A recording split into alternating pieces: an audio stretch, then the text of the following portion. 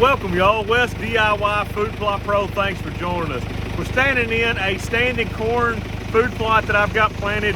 We've clearly got a thin spot here on this edge where the scarecrow fell over early in the season. We've got the no-till drill rented from the conservation district. We are going to fill half the drill with beets and greens. We're gonna fill the other half with Big Sexy from Domain. We're gonna knock down a little bit of this corn so we can make this a pretty decent sized little plot.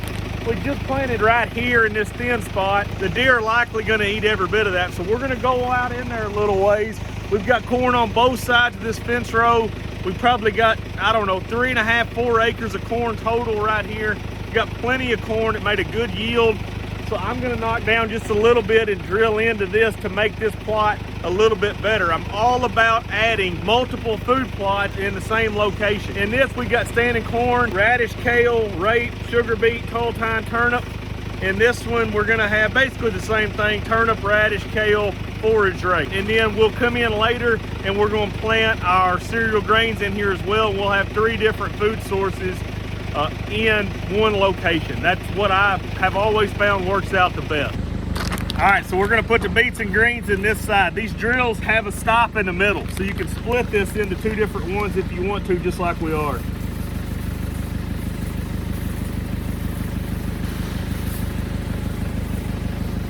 And on this side, we're gonna put the Big Sexy.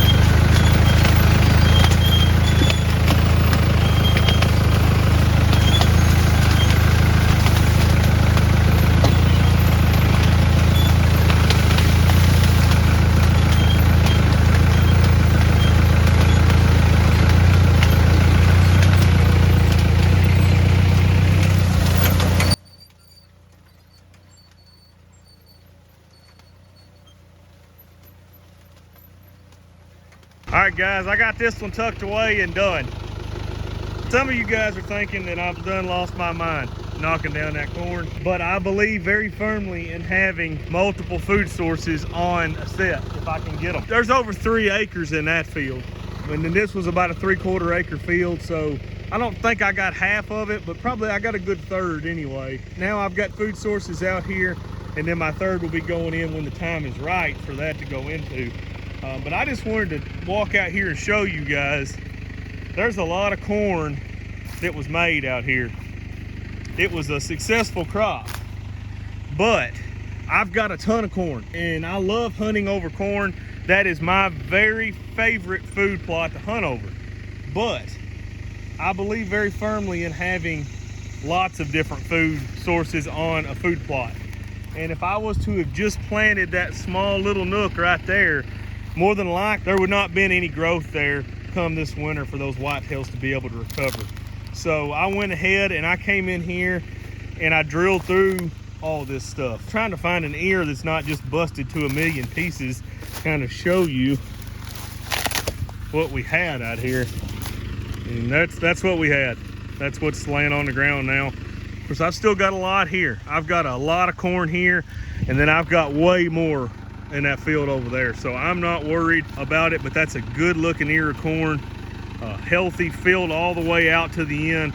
That says minimal drought stress affected this corn. You can see it's big deep kernels. Sometimes that's a little difficult to come out here and to no-till through this stuff and basically run it. These brassicas are going to benefit the whitetails more than this 10 rows of corn that I just ran over, because I've got a big plenty of corn down here, but I need greens for late season to help these bucks rebuild after that rut. Hopefully this is going to be a killer set.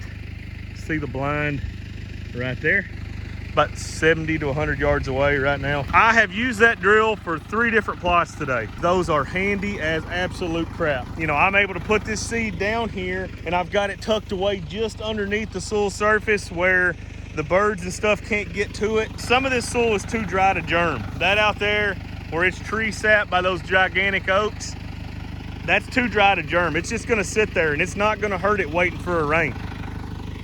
This here has got plenty of moisture to germ. So I expect where this corn was the thickest, we've got ample moisture. We will go ahead and germ up there and go ahead and get this plot, while all this stuff that's too dry will just sit there in the soil, remain completely viable, no trouble whatsoever. The issue with planting it in the dry before a big rain is you got animals that are eating a lot of it, and then you get that 1/10 of an inch can ruin it. But this is tucked away inside the soil. It's not on the soil surface, so likely it's going to be all right. No real trouble here. You can see it's all wetland back behind us here, all back in there. This is just gonna be a killer spot. Thank you guys for watching. If you found this video helpful, smash that like and subscribe button.